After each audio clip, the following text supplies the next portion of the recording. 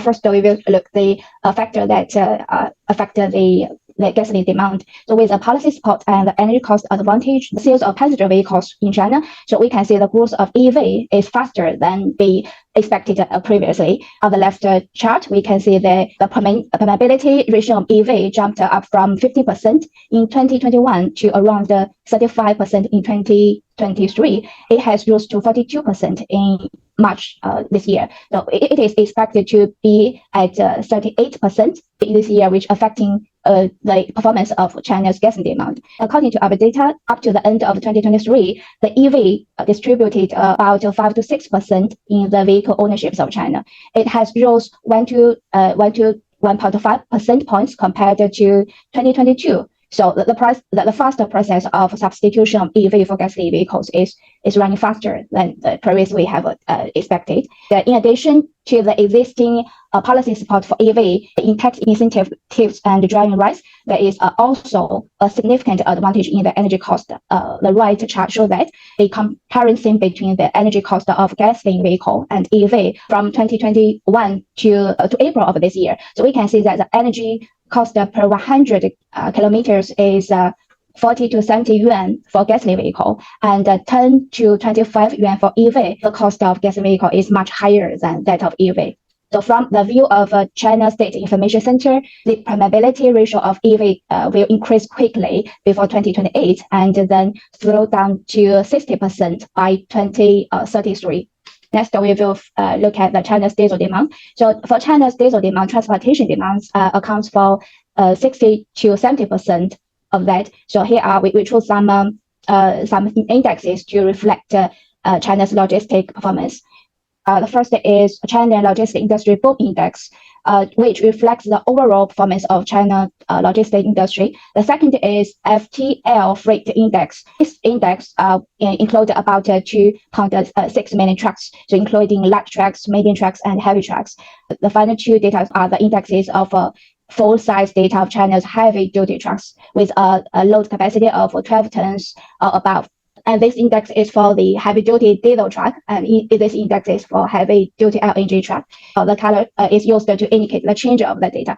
From red to blue indicates that the data is getting higher, and then the transportation demand performance better. So from these tables, we can see that 2021 performed the best among the past 4 years, while 2022 had the worst performance due to the COVID-19 pandemic. So although the transportation demand improved progressively in 2023, it is obviously not yet back to the level of 2021. This year's data, the performance data of January to April this year, also doesn't reach the level of the same period in 2023. That means the diesel demand for transportation segment remains relatively weak this year.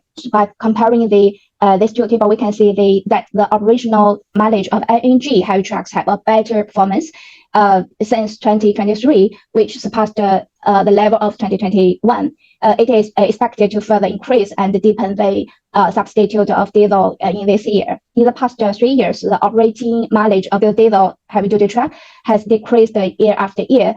Comparing the same period after a Spring Festival in 2023, it has declined from 928 million km to 867 million km with a decrease of 7%.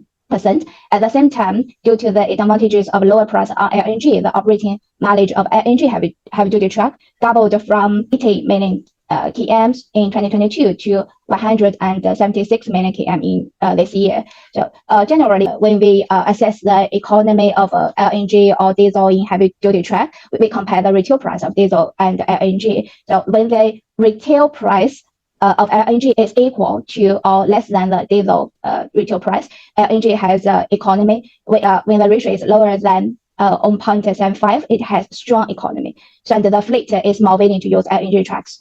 We choose Xi'an, the city Xi'an located in Shanxi province as an example. You can see that the days with strong economy of LNG in 2023 have significantly exceeded those of 2022, reaching over 75% since 2023. And in this year, LNG still has economy and has been in the strong economy since February. We can see here this period, the ratio is is lower than 0.75. According to the number, the operating mileage of LNG heavy-duty trucks increased by 48% year-over-year in the first quarter of this year, while the van of diesel heavy-duty truck declined by 6 to 7% in the first quarter. So the substitution rate of LNG for diesel in the transportation segment further increased from 12% to 17%.